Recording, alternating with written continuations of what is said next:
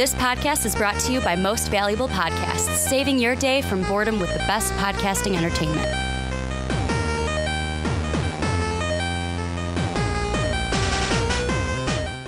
What's up, everybody? Ricky Widmer here, along with fellow man-child Johnny Karlic.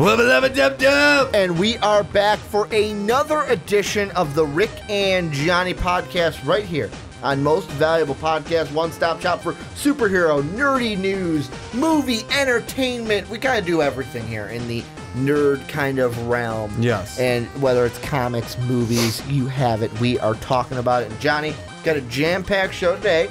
Going to be talking about Joss Whedon leaving Batgirl and what that means for the Batgirl project. We're going to look at a movie that you're excited about, even though we're probably not going to get it till 2020, I heard. Godzilla vs. Kong starts filming in October. We're going to talk about what we should expect from that. And then we have kind of a little debate at the end. I don't know if it's a debate, but it's a versus segment where we're going to debate or we're going to discuss what's the better movie idea.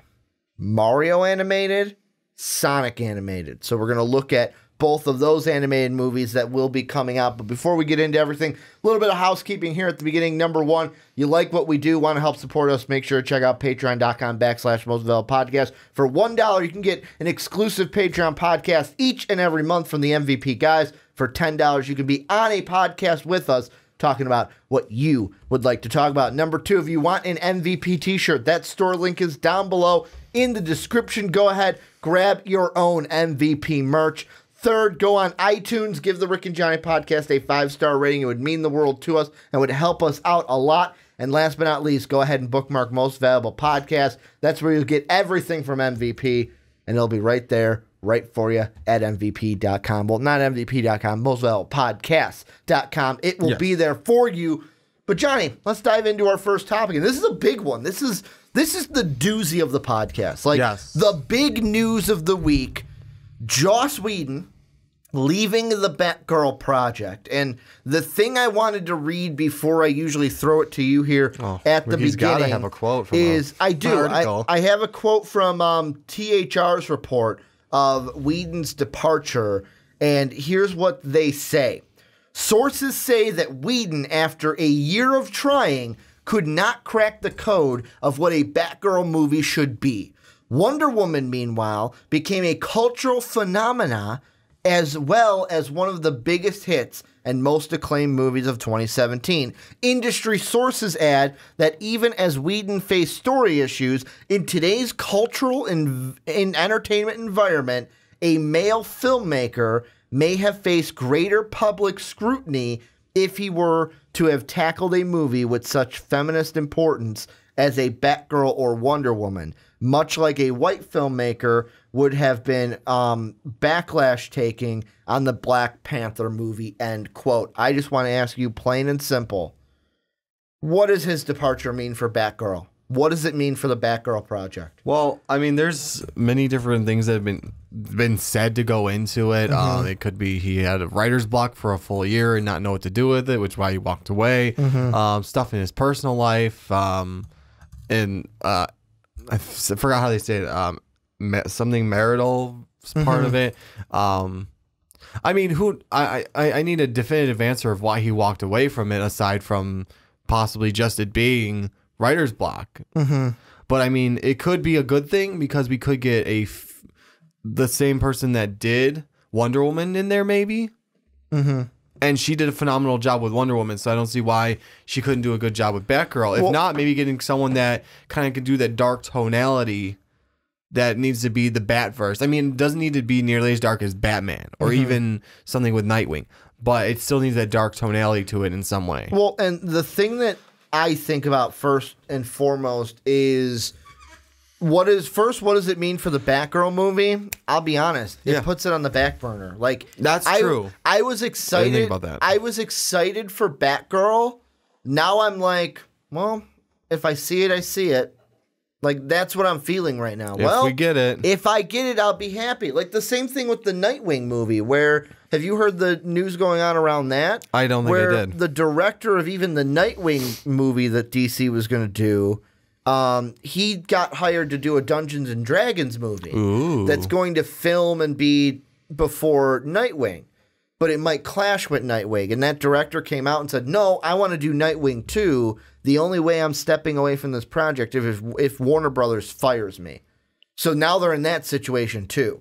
So you're going to do that movie. And most of these movies are revolving around the bigger point.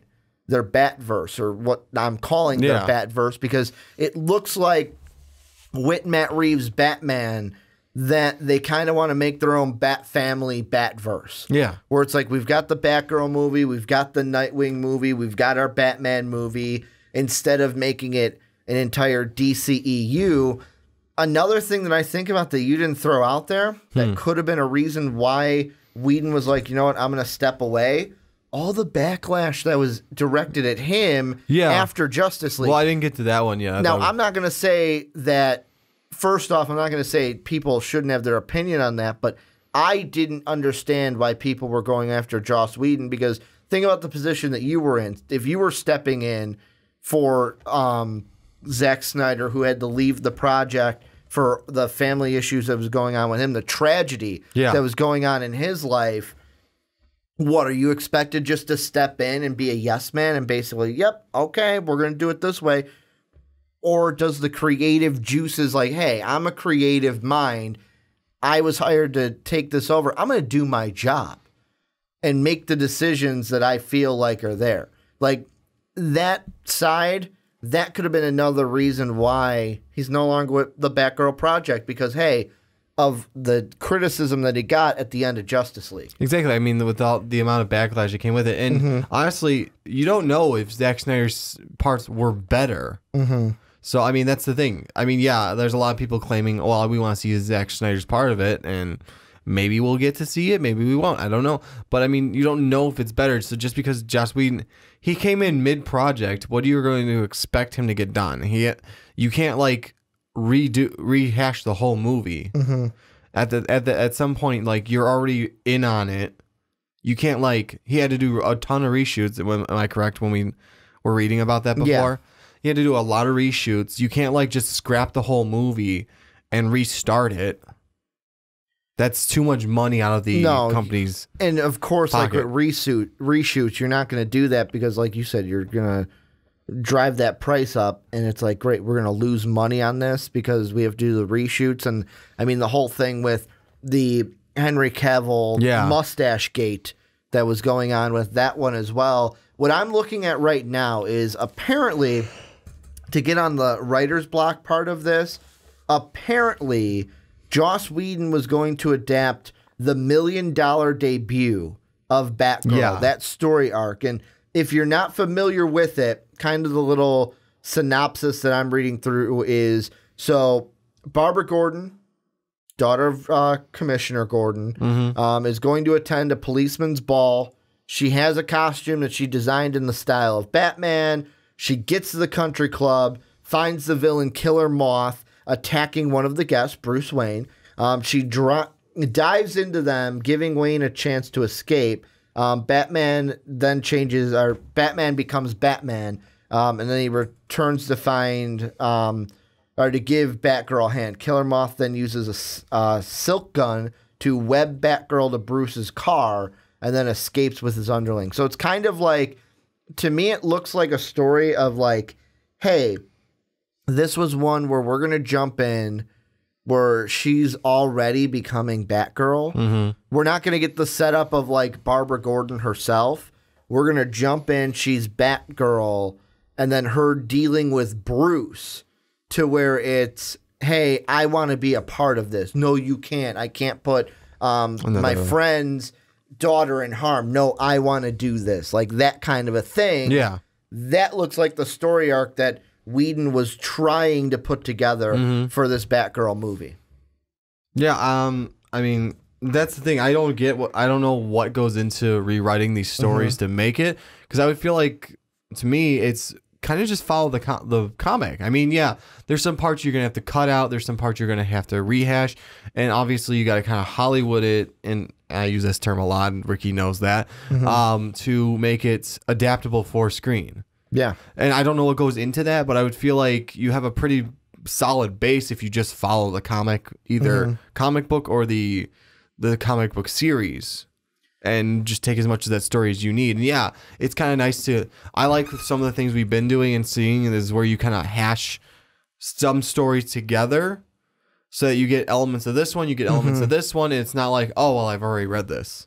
No, and that's exactly it. And I mean, the thing that I hope that moving forward, here's what I hope that the Warner Brothers does. Because right now I'm kind of looking at an article for who should be the director of Batgirl. And really my mind is, I'm kind of like, let's go the route that we've just seen for 2 movies so far. The first one is Wonder Woman. The second one is Black Panther. The Black Panther director name is slipping me right now, but you had Patty Jenkins who did Wonder Woman, the guy who did Black Panther. Those two coming into that first movie, not very known by many. So that contract was very small. Yeah. But like now Patty Jenkins, with what she did with Wonder Woman, she getting paid for Wonder Woman 2. She getting paid. You're looking for the director, you said? Yes. Ryan Coogler? Ryan Coogler. That if I pronounced it right. I knew his initials were RC. Yeah. I just didn't want to mess up RC. his name. I knew the initials were RC though. Like the so cola. you got Coogler and you've got Jenkins. Part of me says let's go with a director like that, where it's like it's a name that I might not know. However, I will throw out there that I feel like this movie has to have a female director. Kind of like how Wonder Woman has Patty Jenkins, how honestly, Black Panther had Coogler, who was maybe even bring African-American. back Patty Jenkins. Get her to do Batgirl and Wonder Woman? She did great with Wonder Woman. True. She's already doing, she's doing Wonder Woman 2, right? She's working on that one? She is inked on, I believe, to do Wonder Woman 2. Why not just have her do another? She's already working for Warner Brothers. Have her do like, hey, well, that would we're be sign you on to do this one too. Yeah, that would be a whole nother contract. They would just, it is another whole. Let's nother be honest, contract. they would just wrap the contract and give her the money. That's basically what it would be. Exactly. But I'm looking at an article right now from Screen Rant, and some of the directors that they throw out, all females, are you've got Michelle McLaren, who has worked with the X-Files, Breaking Bad, The Walking Dead, Game of Thrones, Westworld. I look at that and I just look at the past. That one kind of scares me a little bit almost. Because I would be afraid of, all right, you've done all these things, but it's an extensive television resume. Yeah. Your television is far different than an actual movie. Not saying that it can't be There's done. elements that can tie over. It's not that it can't be done. The second one I see is Jodie Foster, who, of course, is known for her acting career, but she's also directed, she just directed, I believe, an episode of Black Mirror on Netflix. Okay. I have not seen it. I've been told I need to watch it, but I'm sorry. People tell me that it's like creepy and it's going to make you fear like machines in the future. Like this. I don't want to fear the future. Ricky already fears machines. She's directed. She had credits in House of Cards, Orange is the New Black, and the feature film, The Beaver. So I mean, that's one you could go with. Anna Lily Airpar. I hope I said that right. She's directorial debut was A Girl Walks Home Alone at Night in 2014, which was part vampire film, part spaghetti western. And then Reed Morano, they have here, who her debut was Meadowland in 2015. So the last two are kind of new, up and coming. I would say lean more towards I'm not saying this exactly, but based off of what I've just read with names, Yeah. I would go more off of a Reed Morano type, or even a Anna Lily type, where it's like, all right, you had your first directorial debut was 2014, your directorial debut was 2015. This is going to be your first shot at a big time production for a movie, because of course in the interview room everything has to go right. You got to feel the right one. Like, for example, apparently McLaren, who was the TV director, the extensive TV resume, apparently she was linked to Wonder Woman before Patty Jenkins was put in charge. So if that's true, that might play into it a little bit. that might not play into it a little bit. But here's what I want to ask you. Completely different. Well, if you have a retort to the directorial thing, go ahead and say it. I mean, the only thing I'm wanting is I can get maybe bringing someone that was smaller to make kind of like you said, Patty Jenkins and the other one, they smaller roles, and then this like their big thing, like Black Panther was a big thing you give it that is you have to hope they do as well as these ones because it's not always going to happen like that. But my thing is either that or bring in like I said, the only reason I just keep going back to Patty Jenkins, it doesn't have to be her specifically. Someone who did a really good job in a role somewhat similar. You want an empowering woman, right? Like you want her to be able to pull out from the actress an empowering woman role.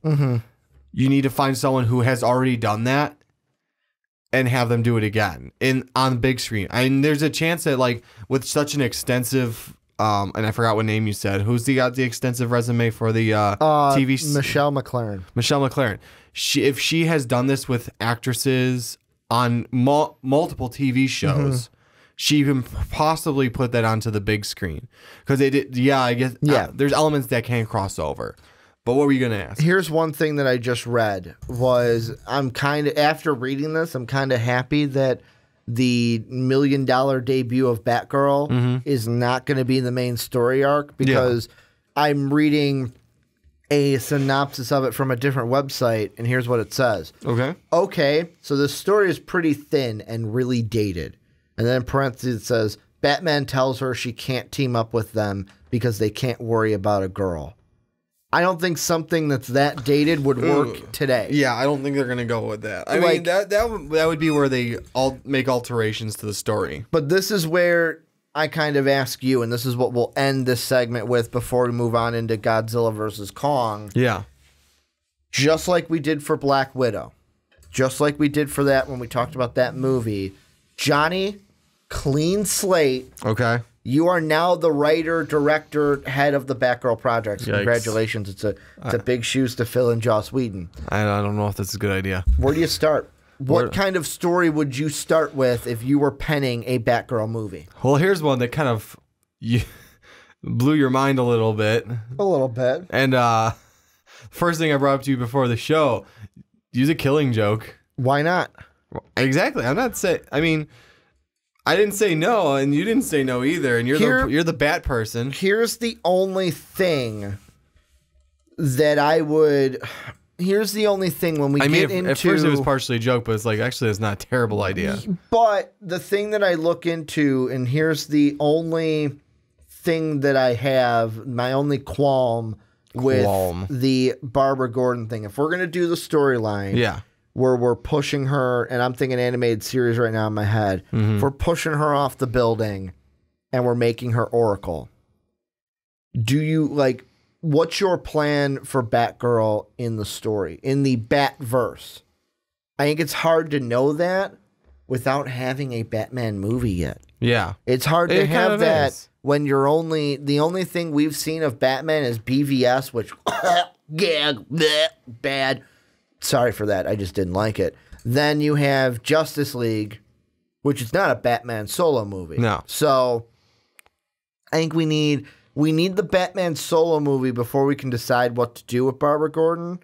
However, I wouldn't be against. What kind of balls would that say? Right. From the director from Warner Brothers to say, yeah, you know what? We're going to go Batgirl, but we're going to go Oracle Batgirl. Yeah. We're going to go and I know people will be like, oh, great, let's just make her behind the camera and she's going to be the one that's the tech whiz and not out there fighting.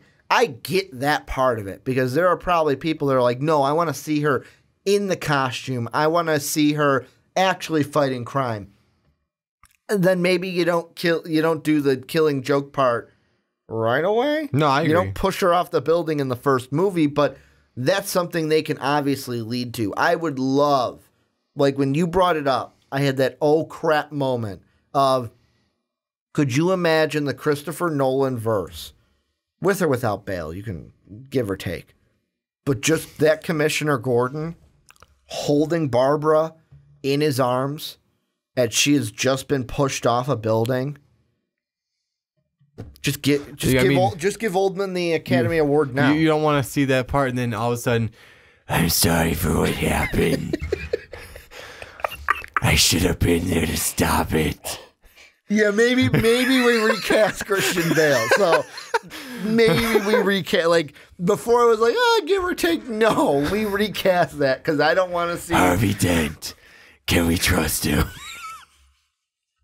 And it would, you know what? Honestly, I know we're not getting Christopher Nolan back, but it would work because you want to know why? We've already introduced the Scarecrow in that universe. Mm-hmm. We've already introduced the Joker. Of course, we'd have to sadly recast the Joker. But the villains are there. The main two villains are there. That's the only way I would do Killing Joke, if we can bring back the Nolan cast, except for getting rid of Christian Bale, because after you did that voice, I did not want to do anything. Because I can imagine Gary Oldman giving me the best scene he's ever been in. There's so much emotion. And then Christian Bale. I'm sorry this happened. I know, I'm doing a shit job of it. It's not too far off. I'm purposely doing a shit job of it, just so to clarify to you guys. But I can do a better version of it. I just like making fun of that. But you know what yours kind of sounds like? The college humor. Yes, that's what I'm going with. Okay, but it's not that far off. That's why at the end of it I did Harvey Dent. Huh? Can we trust him? All right, I got one for you. Okay. What if, and this is what I'll end the segment with. Yeah, I'm going to let you bring up the storylines because you're the bad verse, yes. Why not do a Birds of Prey type thing? Where Birds of Prey is elaborate for me. Nightwing and Batgirl. Okay. And the one I'm looking at is called On Wings, Bat Prey number 8, or Birds of Prey number 8. This story chronicles the first date, although they vehemently do not call it a date, between Dick Grayson and Barbara Gordon.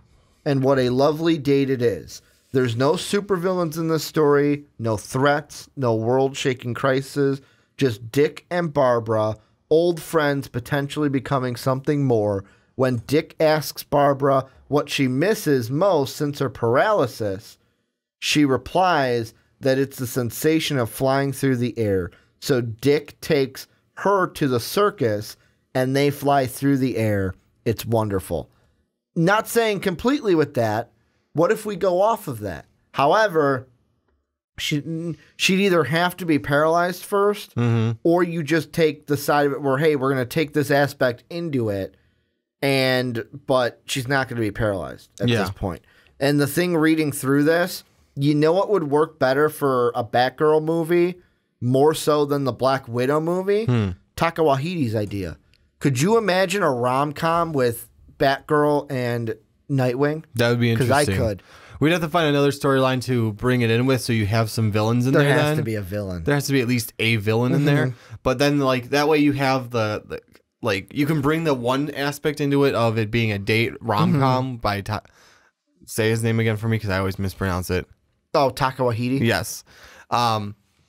Bring his idea of a rom-com into it. Bring another storyline into it because that's why I'm leaving it to you. You're the Batverse guy. I got another one. I got another one here. So I'm not very well versed in it. What about this one? So this one's called War Games. Okay. And it has multiple titles. So there's a lot going on in the War Games story, which spread throughout nearly every Gotham-based book in DC's slate at the time. This was 0405.